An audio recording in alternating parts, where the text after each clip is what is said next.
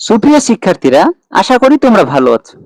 আজকে আমি সপ্তম শ্রেণীর বিজ্ঞান অনুসন্ধানী বইয়ের 17 নম্বর অধ্যায় পৃথিবী ও মহাবিশ্ব নিয়ে আলোচনা করব। চলো শুরু করি।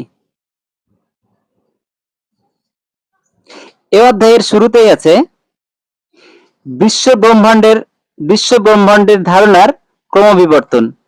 মানে আসলে প্রাচীনকাল থেকে বর্তমান সময়ে যে বিশ্ব ব্রহ্মাণ্ড সম্পর্কে মানুষ কি কি ধারণা করত, শুরুটা কেমন ছিল এবং শেষটা কেমন, সেটা নিয়ে মূলত আলোচনা।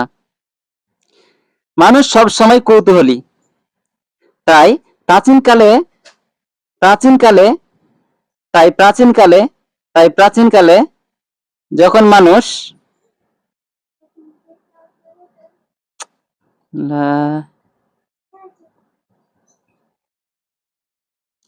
এ অধ্যায়ের শুরুতেই আছে বিশ্ব ব্রহ্মাণ্ডের ধারণার ক্রমবিবর্তন।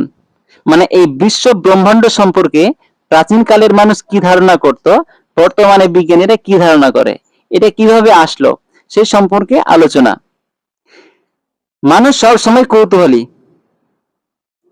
তাই প্রাচীনকালে যখন মানুষ তার চারপাশের প্রকৃতি দেখত, তখন তারা নিজেদের মতো করে একটি বিশ্ব ব্রহ্মাণ্ড কল্পনা করে নিত। তাদের কাছে মনে হতো পৃথিবীটাই বুঝি পুরো বিশ্ব ব্রহ্মাণ্ড, কারণ তাদের সেরকম ধারণা ছিল না। সেটা সমতল আকাশ পৃথিবীটাকে বাটির মতো করে ঢেকে রেখেছে। সেই আকাশে চাঁদ, সূর্য এবং ছোট ছোট গ্রহ নক্ষত্র লাগানো থাকে, সেগুলো সেখানে নড়াচড়া করে। এটা ছিল প্রাচীনকালের মানুষের বিশ্ব ব্রহ্মাণ্ড সম্পর্কে ধারণা। ধীরে ধীরে চিন্তাশীল বিজ্ঞান মনস্ক মানুষেরা বুঝতে পারলো পৃথিবী সমতল নয়, এটি গোলাকার। কাজেই তারা ধরে নিলেন পৃথিবীর বাইরে গ্রহ, নক্ষত্র, চাঁদ সূর্যকে ঘিরে ঘুরছে। তার মানে সূর্য আছে কেন্দ্রে আর গ্রহ, নক্ষত্র, চাঁদগুলো তার চারপাশে ঘুরছে। এটা বিজ্ঞান মনস্ক মানুষেরা ধারণা করলো। তারা নানা ধর্মগ্রন্থ দিয়ে তার পক্ষে যুক্তি দিলেন। এভাবে কয়েক হাজার বছর কেটে যাবার পর বিজ্ঞানীরা বুঝতে পারলেন যে আসলে পৃথিবীর সবকিছু কেন্দ্রবিন্দু নয়, সূর্য হচ্ছে কেন্দ্রবিন্দু এবং পৃথিবী ও অন্যান্য গ্রহ সূর্যকে ঘিরে ঘুরছে। সূর্যের কেন্দ্রে রয়েছে, পৃথিবী ও অন্যান্য গ্রহ সূর্যকে কেন্দ্র করে ঘুরছে। এই তথ্যটি প্রচলিত ধর্মবিশ্বাসের এতটাই বিরুদ্ধে গেছিল যে শুধু এটি বিশ্বাস করার জন্য ব্রুনো নামে একজন বিজ্ঞানীকে পুড়িয়ে মারা হয়েছিল। এমনকি গ্যালিলিওর মতো বড় বিজ্ঞানীকেও দোষী সাব্যস্ত করে বন্দী রাখা হয়েছিল। মাত্র 1992 সালে তাকে ক্যাথলিক চার্চ শেষ পর্যন্ত ক্ষমা করে দিয়েছিল। এইটা ছিল পরবর্তীতে বিজ্ঞান মনস্কদের ধারণা। বিজ্ঞানীরা টেলিস্কোপ দিয়ে মহাকাশ পর্যবেক্ষণ করে নতুন নতুন তথ্য আবিষ্কার করতে লাগলো। ওটার পরের ঘটনা, নিউটনের মহাকাশ সূত্র দিয়ে গ্রহগুলোর গতিবিধি নিখুঁতভাবে ব্যাখ্যা করা সম্ভব হলো। আস্তে আস্তে ডেভেলপমেন্ট হচ্ছে। টেলিস্কোপ যখন আবিষ্কার হলো, টেলিস্কোপ দিয়ে যখন পর্যবেক্ষণ করলো, তাহলে আগের ভুলগুলো বুঝতে পারলো। বিজ্ঞানের অগ্রগতির সঙ্গে সঙ্গে বিজ্ঞানীরা বুঝতে পারলেন সূর্য অতি সাধারণ নক্ষত্র। মানে অন্যান্য যে নক্ষত্র আছে তার মধ্যে সূর্যটা একেবারে সাধারণ এবং সিম্পল। এই বিশ্ব ব্রহ্মাণ্ডে সূর্যের মতো আরো অসংখ্য নক্ষত্র আছে। মানে সূর্যের মতো আরো অনেকগুলো নক্ষত্র এই বিশ্ব ব্রহ্মাণ্ডে আসে। এটা ছিল বিশ্ব ব্রহ্মাণ্ড সম্পর্কে প্রাচীন মানুষের ধারণা এবং পরবর্তীতে বিজ্ঞানীদের গবেষণা। এখন আসা যাক এই যে বিশ্ব ব্রহ্মাণ্ডের সৃষ্টিটা আসলে কেমন হলো। বিশ্ব ব্রহ্মাণ্ডের সৃষ্টি কেমন হলো? তোমরা সবাই জানো সূর্য যেহেতু একটা নক্ষত্র, সেখান থেকে আলো এবং তাপ বের হয়, তাই আমরা বহুদূর থেকে তাকে দেখতে পাই।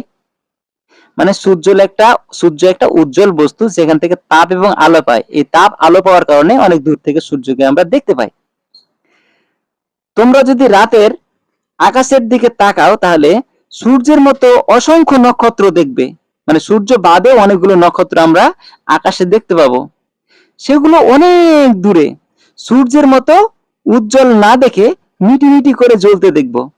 মানে সূর্যকে আমরা উজ্জ্বল দেখি, কিন্তু সূর্য বাদে যে নক্ষত্রগুলো আমরা আকাশে দেখি সেগুলো অনেক দূরে এবং মিটি মিটি করে জ্বলতে দেখি। এই নক্ষত্রগুলো আমরা গ্যালাক্সির নক্ষত্র, সরি, এই নক্ষত্রগুলো হচ্ছে আমাদের গ্যালাক্সির নক্ষত্র। তার মানে সূর্য তো একটা নক্ষত্র, সূর্যের পাশে যে অন্যান্য নক্ষত্রগুলো দেখি ওই নক্ষত্রগুলো আমাদের গ্যালাক্সির নক্ষত্র। তার মানে গ্যালাক্সি কি? গ্যালাক্সি হচ্ছে নক্ষত্রের সমাবেশ। নক্ষত্র যখন মহাকর্ষ বলে একসঙ্গে আটকে থাকে সেটাকে বলে গ্যালাক্সি। অর্থাৎ একটা গ্যালাক্সিতে অনেকগুলো নক্ষত্র থাকবে। আর নক্ষত্রগুলো কেন একত্রে থাকে? মহাকর্ষ বলের কারণে একে অপরকে কাছাকাছি থাকে। এই নক্ষত্রের সমাবেশটাকে বলা হয় গ্যালাক্সি। একটি গ্যালাক্সিতে প্রায় 1 বিলিয়ন বা 100 কোটি নক্ষত্র থাকে। তাহলে গ্যালাক্সিটা কত বড় এটা ধারণা করো তো, যে একটা গ্যালাক্সিতে 1 বিলিয়ন বা 100 কোটি খালি নক্ষত্র আছে সূর্যের মতো। তাহলে আমাদের সূর্যটা যে গ্যালাক্সিতে অবস্থিত সেই গ্যালাক্সির নাম আসলে কি? সেই গ্যালাক্সির নাম হচ্ছে ছায়াপথ বা মিল্কি ওয়ে। তাহলে আমাদের সূর্য তো নক্ষত্র, আর এই নক্ষত্রটা যে গ্যালাক্সিতে অবস্থিত ওই গ্যালাক্সির নাম ছায়াপথ, ইংরেজিতে বলা হয় মিল্কি ওয়ে। মেঘমুক্ত রাতে আকাশের দিকে যখন চাঁদ থাকে না, তখন সেই সেই অন্ধকার আকাশে এক মাথা থেকে অন্য মাথায় আমাদের গ্যালাক্সির অসংখ্য নক্ষত্রকে কুয়াশার সাদা চাদরের মতো বিস্তৃত হয়ে থাকতে দেখি। একটা দালানের ভিতরে থাকলে যে এরকম দালানটাকে বাইরে থেকে কেমন দেখানো সেটা বোঝা যায় না, ঠিক এরকম আমরা আমাদের গ্যালাক্সির ভিতরে থেকে সেটা দেখতে কেমন সেটা জানি না, কিন্তু বিজ্ঞানীরা সেটা দেখতে কেমন সেটা অনুমান করে বের করেছেন।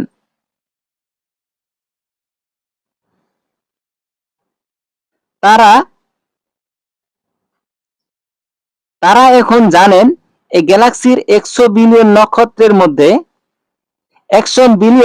নক্ষত্রের মধ্যে এক পাশে পড়ে থাকা একটি খুবই সাদামাটা নক্ষত্র হচ্ছে আমাদের সূর্য।